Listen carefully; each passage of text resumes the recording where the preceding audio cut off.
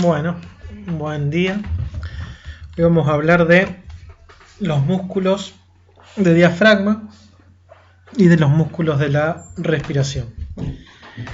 Y vamos a hacer un repaso del esqueleto de tórax que ya se dio en el teórico anterior, pero ya lo tenía hecho, así que vamos a hacer un repaso muy rápido sobre esqueleto del tórax. Y vamos a centrarnos un poco más en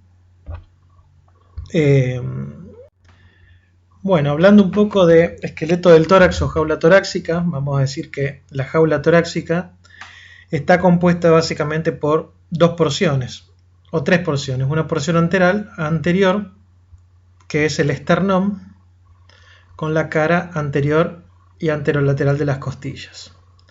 Una porción anterolateral o porción lateral, que está formada por las costillas propiamente dicha, y una porción posterior que está formada por la columna vertebral. ¿Sí? Las costillas, vamos a decir que son 12. Tenemos la primera, la segunda, la tercera, la cuarta, la quinta, la sexta, la séptima, octava, novena, décima, undécima y duodécima costillas, o sea, son 12 costillas. Y vamos a ver que las costillas las vamos a dividir en costillas verdaderas, que son aquellas que empiezan en la columna vertebral y terminan en el esternón. Vamos a ver que costillas falsas, que son aquellas costillas que empiezan en la columna vertebral y a través de un cartílago costal se unen al cartílago costal de arriba y terminan en el esternón. Y luego vamos a tener costillas flotantes, que son aquellas que empiezan en la columna vertebral y no llegan a la parte anterior del tórax. Bien, vamos a decir que las costillas de la número 1 a la número 7 son costillas verdaderas, la octava, la novena y la décima son las costillas falsas y las últimas dos son las costillas flotantes. Todo esto lo digo muy rápido porque ya se dio en el teórico de tórax. Simplemente esto es un modo de repaso. Lo importante de este tema está en el teórico de tórax, de jaula torácica. Bueno, acá tenemos el esternón. Vamos a ver que el esternón es un hueso plano que está formado por tres partes: un manubrio, un cuerpo y una apéndice sifoides. Y vamos a ver que tiene una cara anterior, que es la que mira hacia afuera, y una cara posterior o interna, que es la que mira hacia el interior de la cavidad torácica. Con respecto a las vértebras, vamos a decir que las vértebras son las que forman la columna vertebral. O sea, la columna vertebral es un conjunto de vértebras. Estas vértebras son 33, de 33 a 35, y se dividen según la ubicación que tengan en vértebras cervicales, que son las que se encuentran en el cuello, vértebras torácicas o dorsales, vértebras lumbares, vértebras sacras y vértebras coxígeas.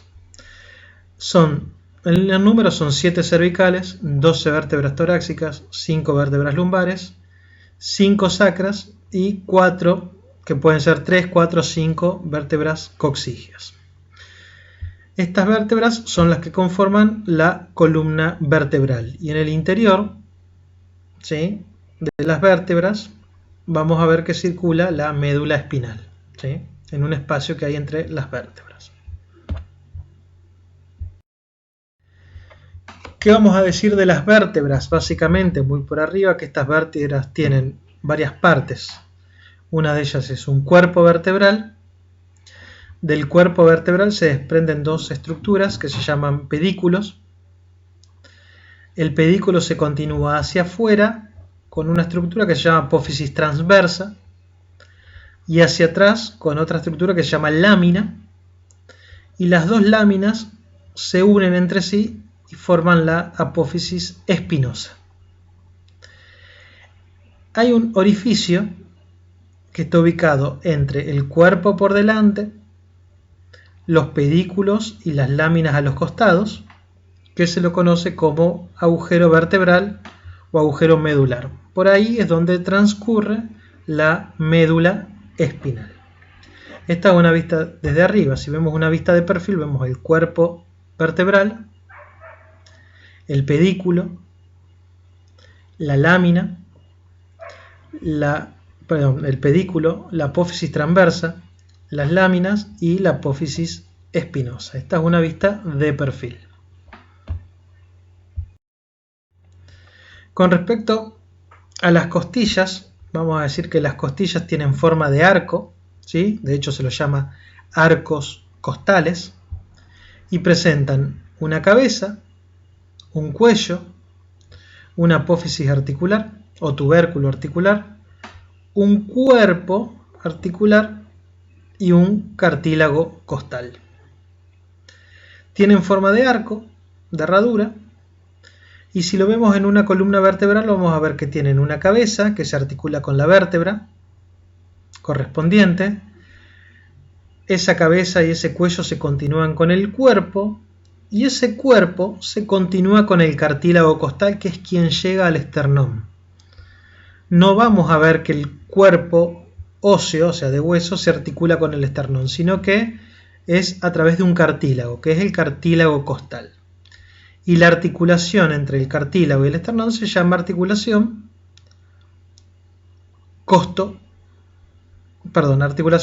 condroesternal. Y la de la costilla con el cartílago, condrocostal. Articulación condrocostal y articulación condroesternal.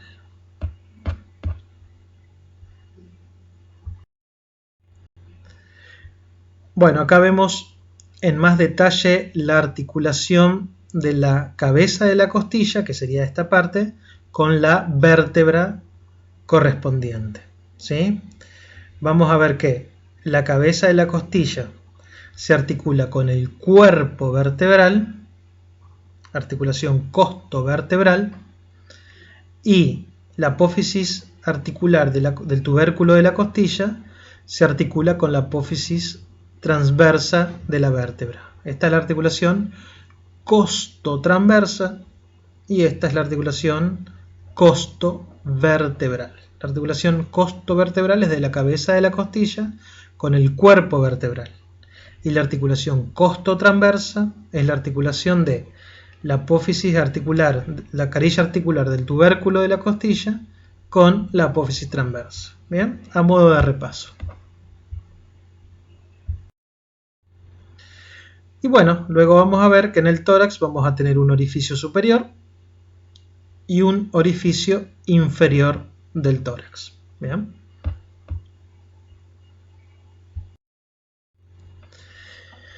Esto sí nos vamos a detener un poquito más porque vamos a ver, en esta diapositiva yo tengo una costilla y abajo otra costilla.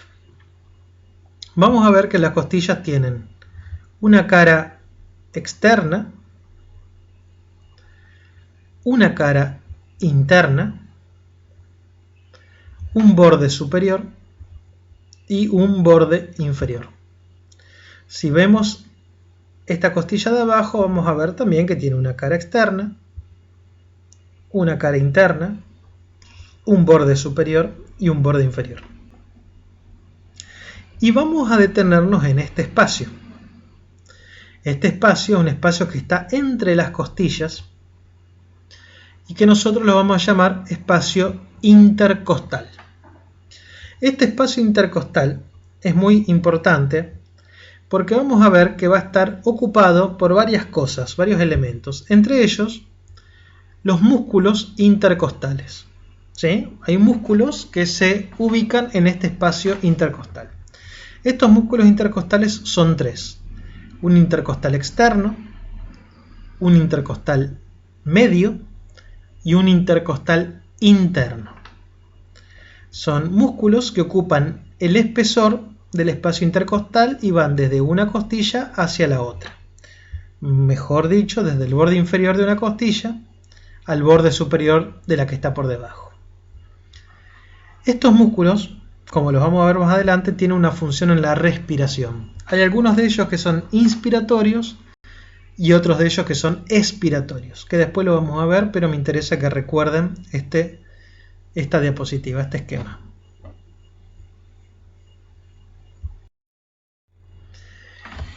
Bien, y hablando de los músculos respiratorios, ustedes saben que la respiración se produce a través de dos ciclos. Un ciclo inspirador, que es cuando uno toma aire, y un ciclo expirador, cuando uno larga aire.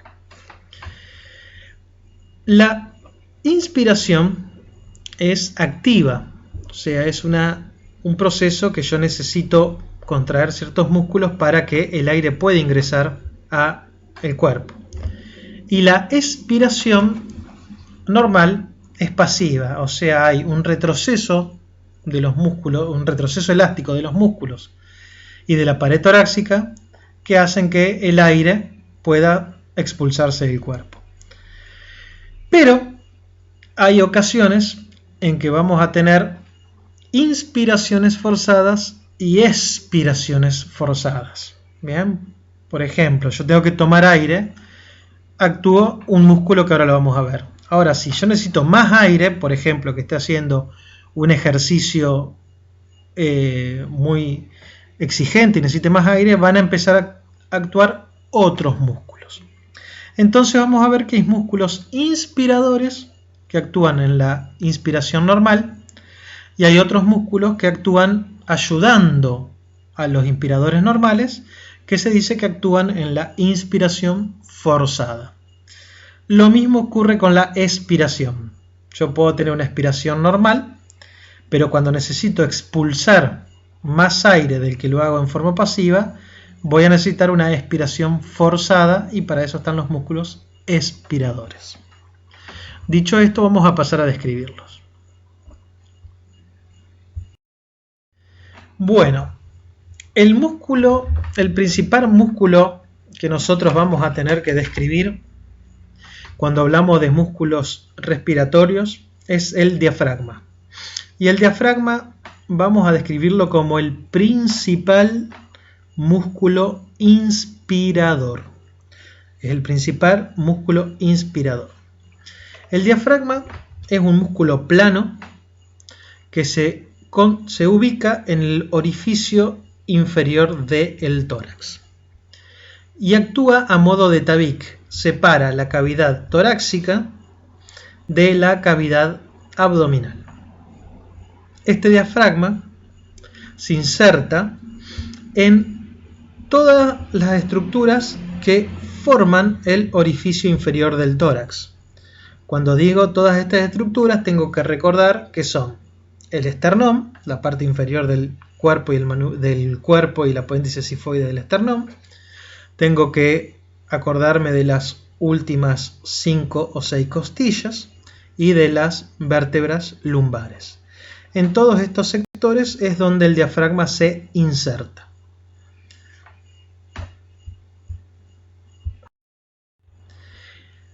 Muy bien, vamos a ver, este es un esquema donde yo tengo una vista inferior del diafragma. Estoy viendo el diafragma a través de la cavidad abdominal. Y vamos a decir que todo esto es el diafragma, el músculo diafragma. Y vamos a ubicarnos para poder empezar a describir cada una de las partes. Acá vamos a ver el esternón, el apéndice sifoides. Acá vamos a ver las costillas, ¿sí? La cara interna de las costillas, más precisamente la cara interna de las últimas 5 costillas, las últimas 6, la cara interna de la séptima, de la octava, de la novena, de la décima, la undécima y la duodécima. Y vamos a ver las vértebras lumbares. Vamos a ver desde la vértebra lumbar L1 hasta la vértebra lumbar L4. Esos son los elementos óseos. Y también vamos a ver dos estructuras importantes que son dos músculos. Uno es el músculo psoas y el otro es el músculo cuadrado lumbar. Entonces, ¿qué vamos a decir del diafragma? El diafragma es un músculo plano que actúa a modo de tabique que separa la cavidad torácica de la cavidad abdominal. Y vamos a decir que el diafragma tiene dos porciones, dos partes. Una porción central, que es esta, y una porción periférica, que es todo esto. Pero, para ser más completos, vamos a decir que la porción central la vamos a llamar porción central o tendinosa, y una porción periférica o carnosa o muscular. Vamos a empezar a hablar de la porción central. La porción central del diafragma se la denomina porción central, porción tendinosa o, como nosotros lo vamos a llamar, centro frénico. El centro frénico está constituido por tendones, es una porción tendinosa, y vamos a decir que tiene forma de hoja de trébol, o en algunas bibliografías lo nombran como si tuviera forma de boomerang, ¿bien? O forma de V, pero en el Rouvier dice forma de hoja de trébol, con tres folíolos, o tres hojas, una hoja anterior, una hoja izquierda y una hoja derecha.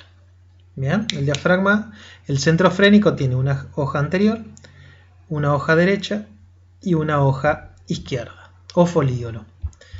Y vamos a decir que entre el folíolo anterior y el folíolo derecho se encuentra un orificio que es el orificio de la vena cava inferior. Bien. Entre el folíolo anterior y el folíolo derecho se encuentra un orificio que es el orificio de la vena cava inferior. Con respecto a la porción periférica, vamos a decir que la porción periférica son fibras musculares que nacen en la porción periférica y terminan en el centro frénico. ¿Bien? Entonces vamos a decir que hay fibras que nacen en el esternón.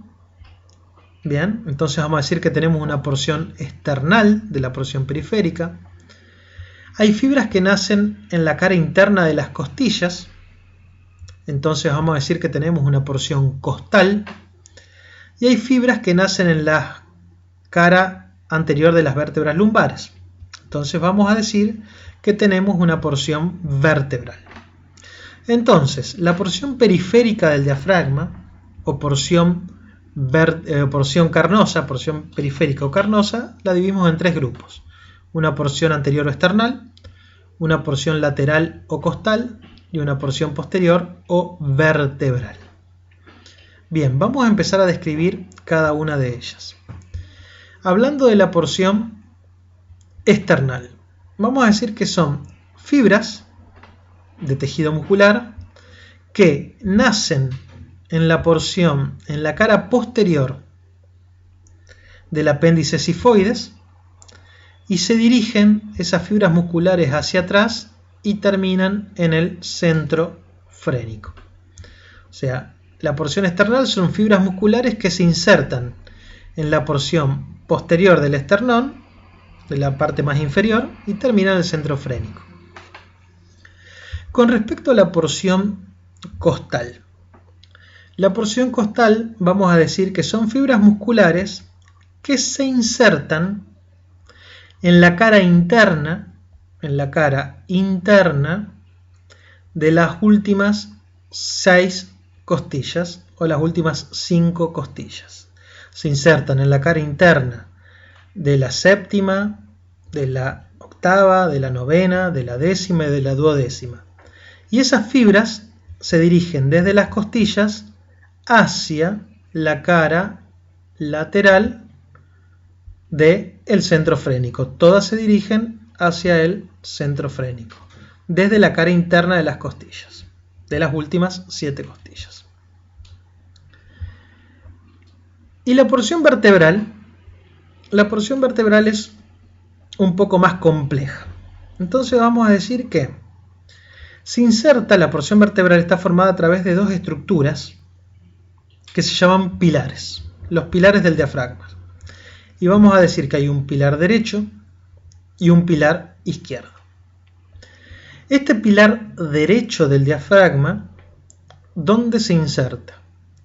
Se inserta en la cara anterior de la primera vértebra lumbar, la segunda y la tercera vértebra lumbar, y también se inserta en dos ligamentos que se encuentran a los costados, que se llaman ligamentos arqueados mediales y ligamentos arqueados laterales.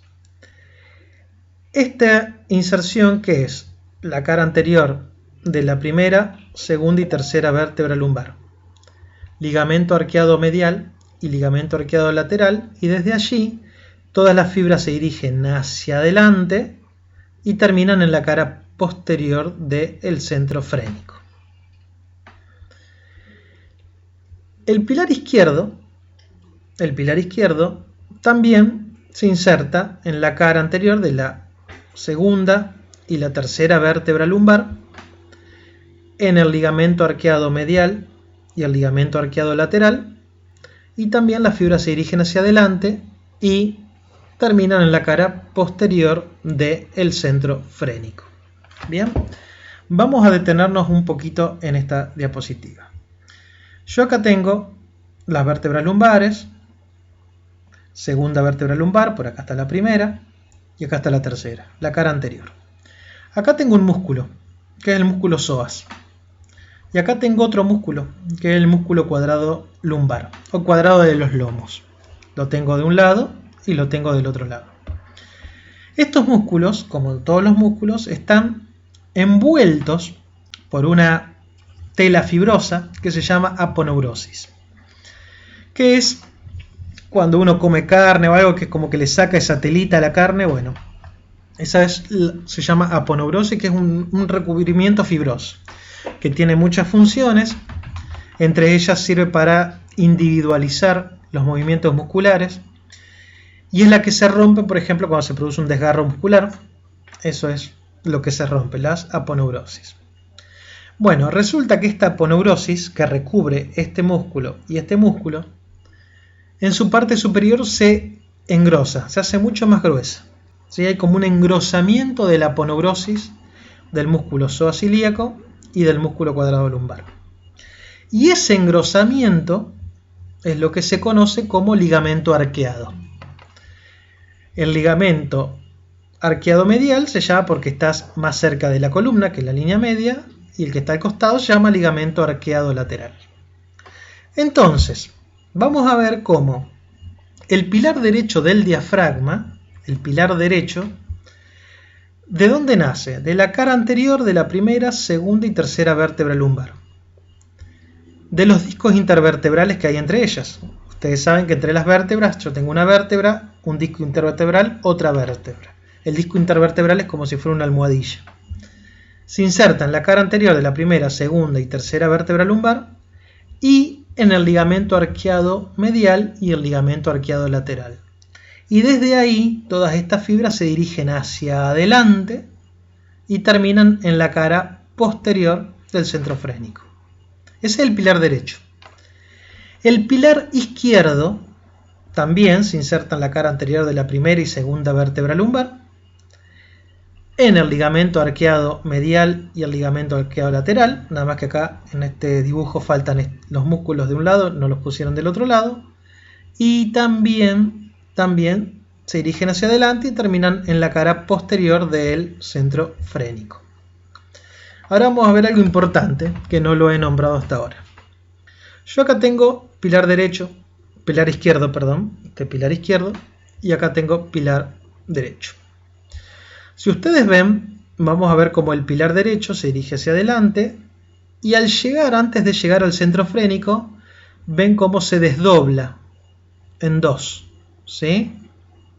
Ven cómo hace como un desdoblamiento de fibras musculares. Ese desdoblamiento genera un orificio que está ocupado por el esófago, ¿sí? Este orificio que se encuentra en el desdoblamiento de los haces del pilar anterior se llama el orificio esofágico.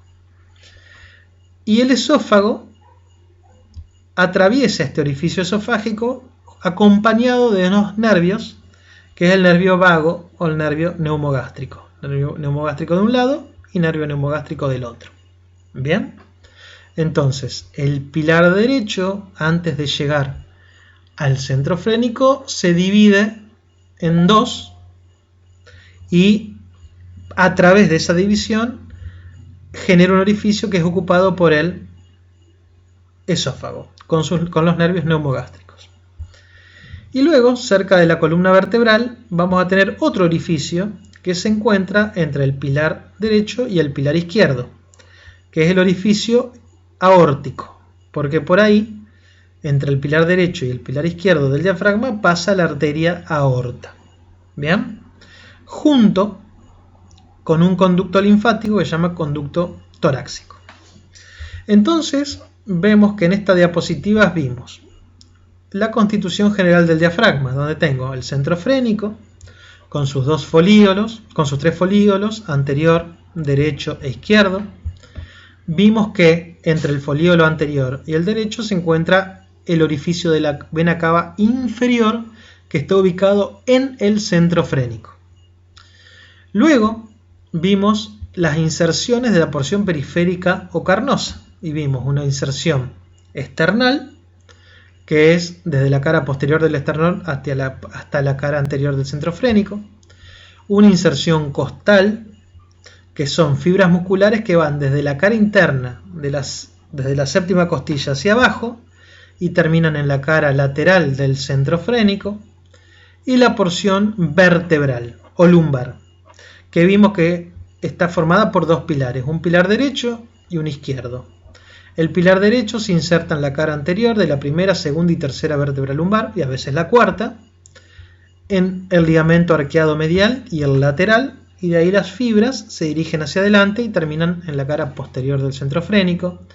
Y el pilar izquierdo, que es mucho más chiquito, se inserta en la cara anterior de la primera y segunda vértebra lumbar, del ligamento arqueado medial y lateral, y también termina en la cara posterior del diafragma, del centro frénico.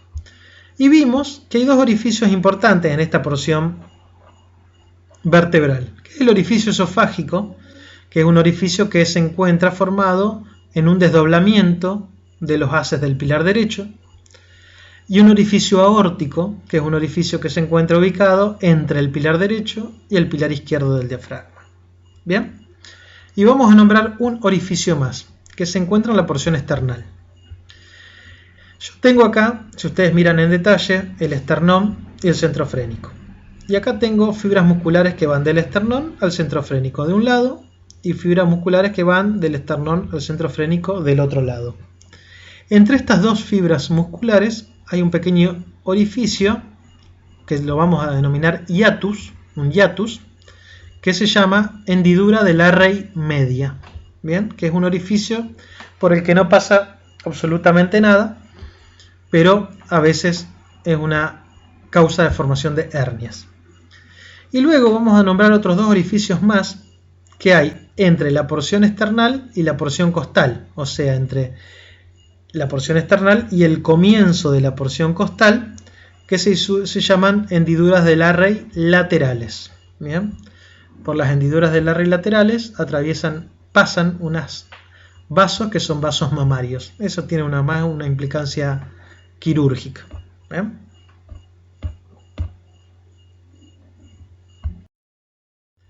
Ok.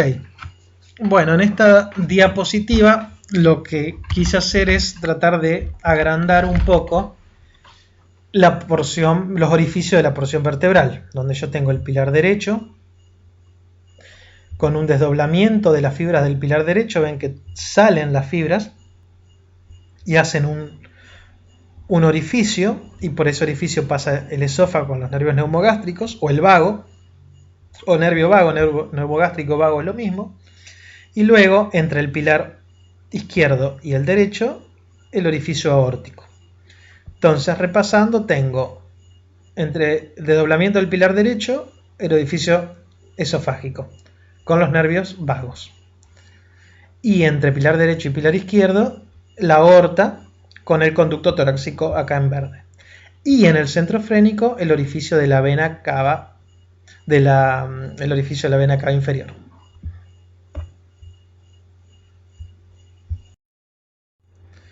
Bien, en esta diapositiva quise ejemplificar un poco mejor la porción costal. Miren, este es un diafragma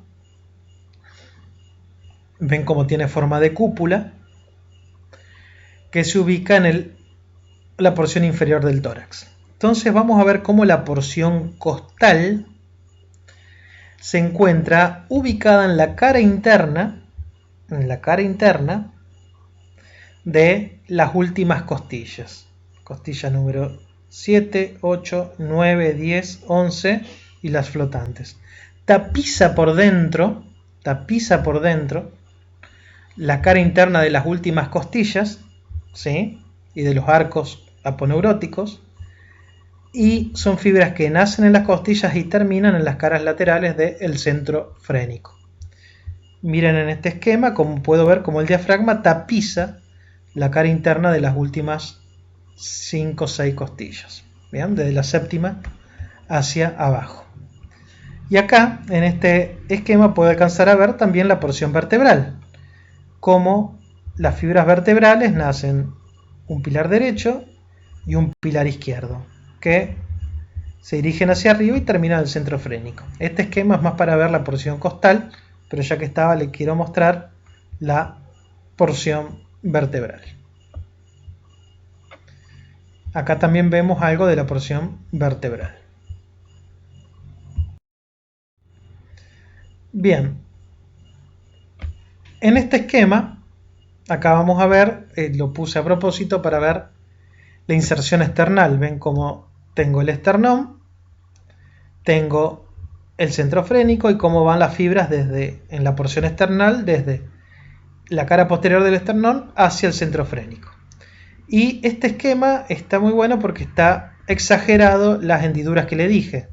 Entre las dos porciones externales tengo la hendidura de la raíz media, y entre la porción external y la porción costal, el comienzo de la porción costal, tengo la hendidura de la raíz lateral.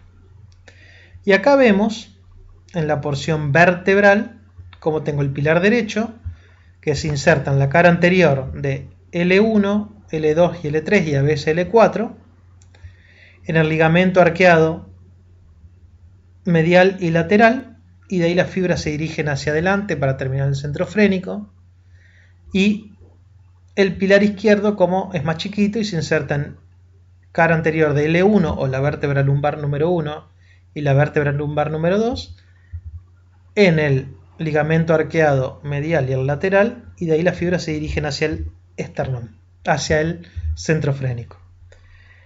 En este esquema está un poco confuso lo del orificio esofágico. Quiero que lo recuerden más como lo vimos en la diapositiva anterior. Este esquema me servía mucho para hablar de la porción external, pero ya que estaba le nombré todas las otras porciones. Entonces, recordando orificios del diafragma, vena cava inferior en el centro frénico, orificio esofágico entre el desdoblamiento del pilar derecho, orificio aórtico entre pilar derecho y pilar izquierdo, y en la porción external, en el interior de la porción external, la hendidura del array media, y entre la porción external y la costal, la hendidura del array lateral. Bien, vamos a decir también que el diafragma, su función es inspiratoria, es el principal músculo inspirador. Y este diafragma está inervado de forma motora y forma sensitiva. Vamos a decir que la inervación motora está dada por los nervios frénicos. Los nervios frénicos son dos nervios, parte de los que nacen de los ganglios cervicales, y dan la inervación motora al diafragma y inervación sensitiva a la porción central del diafragma. ¿Sí? O sea, son nervios que vienen de los ganglios cervicales y dan la inervación motora al diafragma, inervación motora, y sensitiva a la porción central del diafragma. Y la inervación sensitiva de la porción periférica del diafragma está dada por los nervios intercostales, los últimos nervios intercostales. Entonces lo repito: inervación motora, nervio frénico. Inervación sensitiva, vamos a dividirla en dos sectores. De la porción central está dada también al nervio frénico. de la porción periférica del diafragma está dada por los nervios intercostales.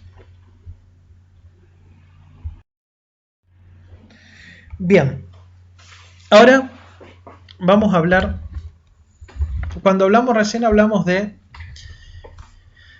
el músculo inspiratorio por excelencia, que era el diafragma. O sea, cada vez que yo tomo aire necesito una contracción diafragmática para que el aire pueda entrar al cuerpo.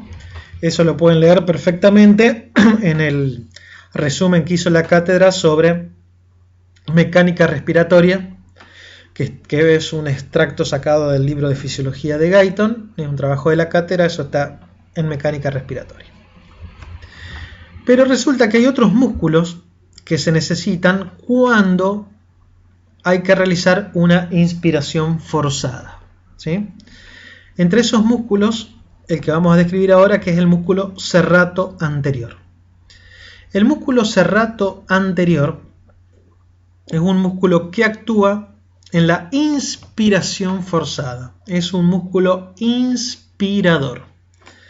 Este músculo se encuentra ubicado en la pared posterolateral del tronco. Y es un músculo que se inserta a través de digitaciones, a través de dedos, ¿sí? de prolongaciones, en la cara posterolateral de las 10 primeras costillas. En la cara posterolateral de las 10 primeras costillas, se dirige hacia atrás, se ubica por debajo del omóplato o de la escápula y termina en el borde interno e inferior del omóplato. ¿Bien? O sea, ustedes usen la imaginación, yo acá tengo el omóplato y acá tengo el húmero. Vamos a ver cómo este músculo nace a través de digitaciones, de prolongaciones en forma de dedos, en la cara externa de las 10 primeras costillas, y desde allí las fibras se dirigen hacia atrás y se ubican por debajo del omóplato, y terminan insertándose en el borde interno de la escápula, del omóplato. Es un músculo que tiene 3 haces, pero me interesa que sepan esto, que nace en la cara externa de las 10 primeras costillas, de la porción posterolateral, y luego se dirigen hacia atrás, se ubican por debajo del omóplato y termina en el borde interno del omóplato o de la escápula. Este músculo tiene como función, una es un músculo que mantiene aplicado, o sea, mantiene pegado la escápula a la pared torácica. Es un músculo que actúa en la retracción escapular, o sea, como cuando yo quiero juntar los hombros hacia atrás, o los quiero separar entre sí y sacar pecho, cuando yo hago ese movimiento de juntar los omóplatos, actúa el serrato anterior, y también actúa como un músculo inspirador. ¿Bien? El serrato anterior. Vamos a tener un serrato anterior, un serrato medio y un serrato posterior, pero en este caso el que nos interesa es el serrato anterior.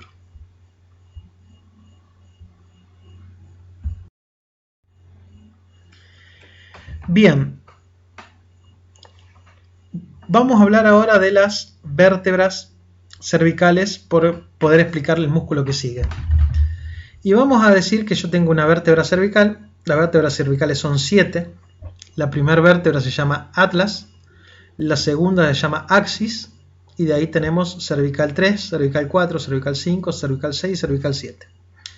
Estas vértebras cervicales forman el esqueleto del cuello, con la característica que sobre el atlas o sobre la primera vértebra cervical se apoya el cráneo.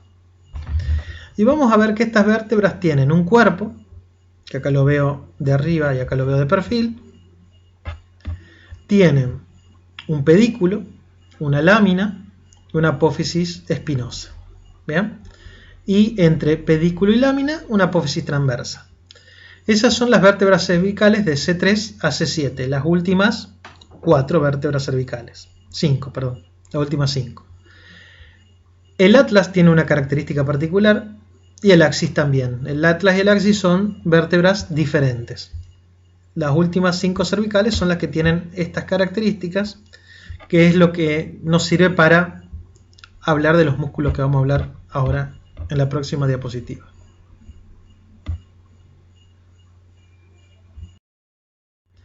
Y vamos a hablar de los músculos escalenos. Los músculos escalenos son 3 músculos que son escaleno anterior, medio y posterior, y también son músculos inspiratorios forzados. Igual que el serrato anterior, actúa en la inspiración forzada. Y estos músculos vamos a ver que tenemos un escaleno anterior, un escaleno medio y un escaleno posterior. Vamos a decir que el escaleno anterior se inserta en las apófisis transversas de la tercera, cuarta, quinta y sexta vértebra cervical. Se inserta ahí y de ahí los haces descienden y terminan en la cara superior de la primera costilla. Ese es el escaleno anterior. El escaleno medio se inserta en las apófisis transversas desde la segunda hasta la séptima vértebra cervical, prácticamente se inserta en todas las vértebras cervicales y termina también en la cara superior de la primera costilla, pero por detrás de la anterior. Bien, si ustedes se imaginan el escaleno anterior, yo tendría que se inserta un poquito más abajo y termina más adelante. Este se inserta el escaleno medio prácticamente en casi todas las apófisis transversas de las vértebras cervicales, excepto en la primera, y termina también en la primera costilla, pero por detrás del escaleno anterior. Y el escaleno posterior se inserta en la cuarta, quinta, sexta y a veces séptima vértebra cervical y termina en la segunda cara superior de la segunda costilla, borde superior de la segunda costilla. Entonces los escalenos son 3. Estos son fáciles. Vamos a decir que el escaleno anterior se inserta en la tercera, cuarta, quinta y sexta vértebra cervical y termina en la primera costilla. El escaleno medio se inserta en todas las apófisis transversas de las vértebras cervicales, en todas las vértebras cervicales excepto en la primera, y termina también en la primera costilla, pero por detrás del escaleno anterior. Y el escaleno posterior se inserta en la cuarta, quinta y sexta vértebra cervical, a veces en la séptima, y termina en la segunda costilla, en la cara, borde superior de la segunda costilla. Estos músculos también son músculos inspiradores forzados. Y luego nos queda este otro músculo del cuello, que es el músculo esternocleidomastoideo. El músculo esternocleidomastoideo también es un músculo inspirador forzado y es un músculo que nace de la cara superior del manubrio esternal a través de 2 haces. Un haz que es la cara superior del manubrio esternal y otro haz a través de la cara superior de la clavícula. De ahí viene el nombre esternocleido. Y de ahí los haces se dirigen hacia arriba y terminan en la apófisis mastoides. ¿Sí? El músculo esternocleidomastoideo. Este es un músculo que su función principal es girar el cuello. Es un músculo que gira el cuello hacia el lado opuesto. O sea, si yo contraigo el esternocleidomastoideo derecho, gira mi cabeza hacia la izquierda. Esa es la función principal. Se lo llama un músculo que gira la cabeza, por eso se dice que es un músculo cefalógiro, porque gira la cabeza, pero también actúa como músculo inspiratorio. O sea, hasta ahora vimos que aparte del diafragma, que es el músculo inspiratorio por excelencia, vimos los músculos que actúan en la inspiración forzada, como era el serrato anterior, los escalenos y el esternocleidomastoideo. Bien, ahora vamos a hablar de los músculos intercostales, que es lo que yo les dije al principio. El músculo intercostal, como su nombre lo indica, se encuentra entre las costillas, entre los espacios intercostales. Y son 3, un intercostal externo, un intercostal medio y un intercostal interno. Vamos a ver que los músculos intercostales unos actúan en la inspiración y otro actúa en la expiración. Y vamos a decir que el intercostal externo actúa en la inspiración y el intercostal interno actúa en la expiración. El músculo intercostal interno es un músculo expiratorio. Quiero que lo relacionen del siguiente modo. El externo que empieza con E no es expiratorio, no es que sea externo expiratorio e interno inspiratorio, no, es al revés. El externo es inspiratorio y el intercostal interno es expiratorio. ¿Bien? Son las letras al revés, no coinciden las letras.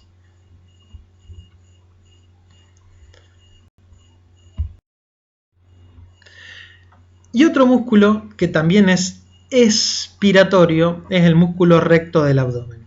El músculo recto del abdomen o recto abdominal es un músculo poligástrico porque tiene varios vientres, ¿sí? Y se inserta en la cara anterior de los cartílagos costales de las últimas costillas, desde la sexta y séptima hacia abajo, recorre todo el abdomen y termina insertándose en la sínfisis pubiana.